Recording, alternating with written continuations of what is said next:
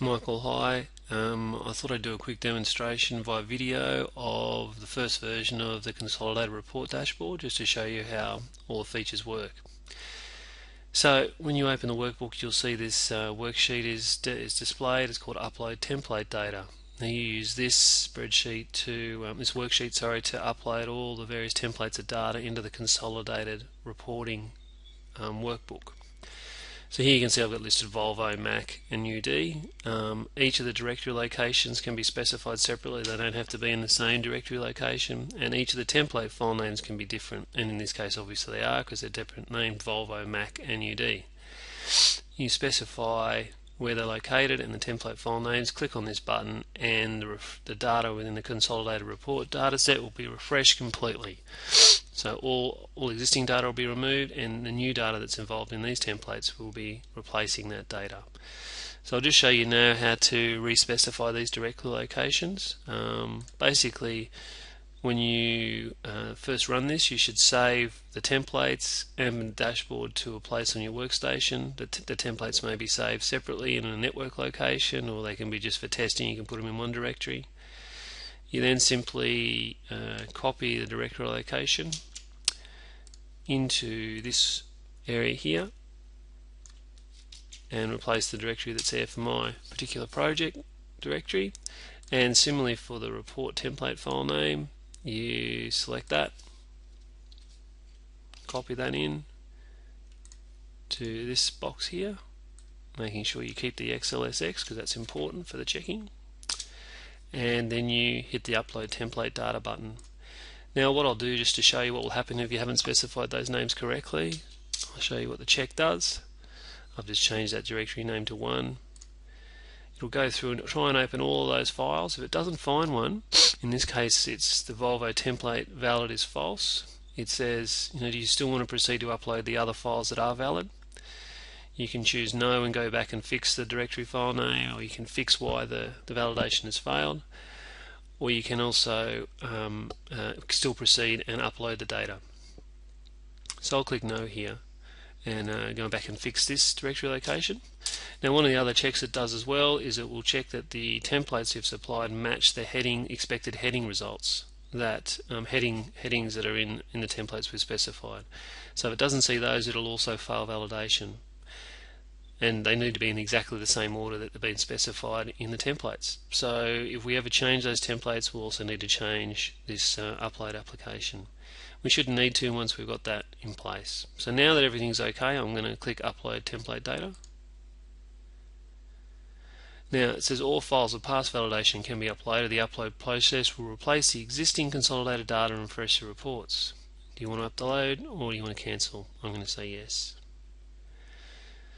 Right, so it comes back and reports to you that it's updated 12 records for the Volvo, 16 records for Mac and 9 records for UD. The consolidated reports have been refreshed with the new report data. So that's basically the upload process. Pretty simple if it all works. If the data and the headings match and the files exist and they can be found, it'll all work. But when you have missing file names or missing headings or change headings, then there'll be problems with that upload, and we'll need to sort those out before it'll proceed. Okay, now I'm going to show you a couple of the sample reports that I've just put together based on your existing ones, and this is just to show you what's capable, and then to give you some sort of discussion points or thinking about what we're going to do for the other ones. So I'll show you that now. Okay, Michael, so I've put together a couple of reports that may be close to what you're looking for and could be something we have to work on. So here's the first one. I put together a sheet called a dashboard report, consolidated dashboard report, and this is usually the way we develop these systems, a dashboard of charts that is modified by the selections here at the top. So at the moment here I'm showing a monthly view of order status, and it shows in coloured legend all the orders are in customer order, work in progress, stock order, transfer out, stock on grass delivered. And here you can select the brands and it'll update that report based on that selection. So you can now imagine that there could be many charts that we've developed that would then cycle through each of these, and then as each report is selected, it could be PDF'd or it could be set for emailing. You can also select by salesman if there's a particular salesman. In this case, there's obviously not a whole lot of things over the years for each of those ones, but as the data populates, potentially that will change. And you can also select by year. Here we've got in 2 years to select, so 2012, 2011, and you can also specify the month for those yearly reports to set things down. So that's just an example, and I've seen there's a couple of other areas in the reports you've sent through to me that are potentials for this. So we'll need to talk on the phone, or you can potentially generate some basic ideas on the charts you'd like to see on this. The other sample I've done is the order status by model pivot report. So this one is based on one of the ones that I think I saw in your samples, and here it's showing that we have, for the various statuses, the order statuses like customer order, stock on grass, work in progress, transfer out, delivered. We're showing the salesperson and then the customer, and then the model over here for each of the various brands, so Mac, UD and Volvo, and then the models that are associated, and a count of each of those orders that are in the process for those particular people and customers and brands.